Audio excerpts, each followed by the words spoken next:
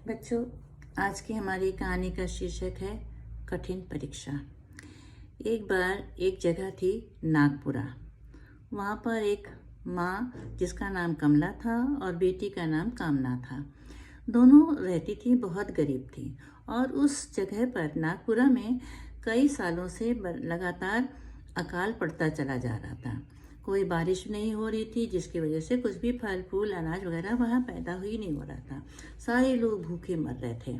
तो कमला और कामना दोनों ही अपने घर में झोपड़ी थी, उसमें रहती थी और उनके पास कुछ भी खाने का और जिंदा रहने का कोई साधन नहीं था।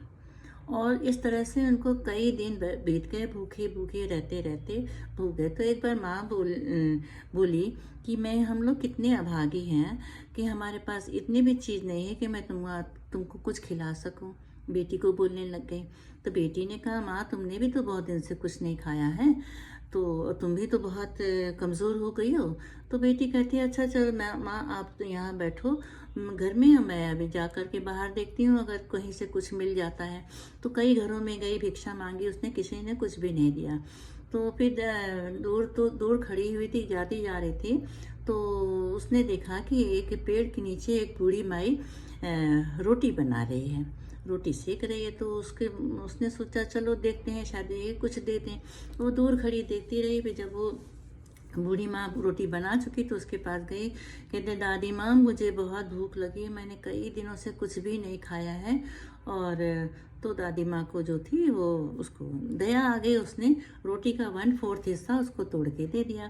फिर कहते, दादी मेरी माँ ने भी तो कई दिनों से कुछ भी नहीं खाया है, तो थोड़ी और दे दो। तो उसने उनको दया आ गई, उन्होंने आधी 1/4 और दे दिया उसको।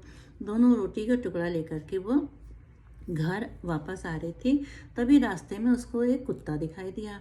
कुत्ता भी इधर उधर देख रहा था, खाने को कुछ भी नहीं मिल रहा था उसको।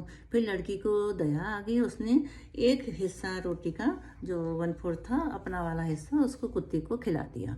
और कुत्ता वहाँ खा करके वो चला गया। तभी वो सोचने लगी, हम लोग तो फिर भी जा कर के किसी से कुछ मांग सकते हैं, कुत्ता तो वो भी नहीं मांग सकता है, वो सिर्फ खाने की ओर देखता रहेगा, बोल तो नहीं सकता ना खाने के लिए। तो इस प्रकार से उसको दया आई और उसने अपनी रोटी का टुकड़ा उसने कुत्ते को खिला दिया। फिर वो 1/4 रोटी का टुकड़ा लेकर के अपनी माँ के लिए घर आई। और जब माँ और बेटी ने जब उसको ला के दिया तो माँ ने कहा कि बेटा इसमें से आधी तुम ले लो, आधी हम लेते हैं। तब तक आधा टुकड़ा उसने किया ही हुआ था कि बाहर से एक भिखारी की आवाज़ आ गई, कुछ दे दो मैं बहुत भूखा हूँ, कुछ दे दो मैं बहुत भूखा हूँ। तो माँ ने कहा कि बेटा जाओ, मेरे हिस्से की जो रोटी है वो इस भिखारी को दे दो। तो लड़की ने सोचा कि इतने इस टुकड़े में इसका क्या होगा, तो उसने अपना टुकड़ा भी रोटी का उस भिखारी को जा कर के दे आई। भिखारी वहाँ से चला गया और दोनों रात में फिर भूखे पेट ही वैसी की वैसी सो गए।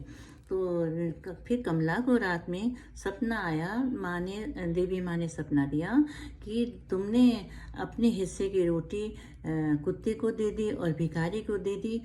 मैं तुम लोगों की परीक्षा ले रही थी, जो कुत्ता और भिखारी जो था मैं ही बन के आई थी। तो अब तुम लोगों के कष्ट के दिन बीत गए हैं, मैं तुम्हें वरदान देती हूँ कि तुम बहुत अब आराम से रहोगी।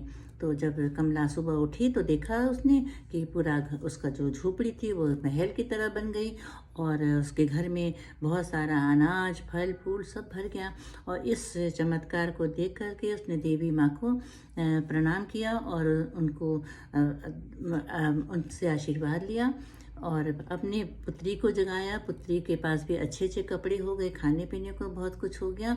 इस प्रकार से माँ जो है या भगवान हैं जो, वो हमारी हर प्रकार से परीक्षा लेते हैं। जब हम उसमें पास हो जाते हैं तो भी उनकी अनुपम कृपा हम पर बरसती है और हमें सब प्रकार की सुख सुविधाएं प्राप्त हो जाती हैं।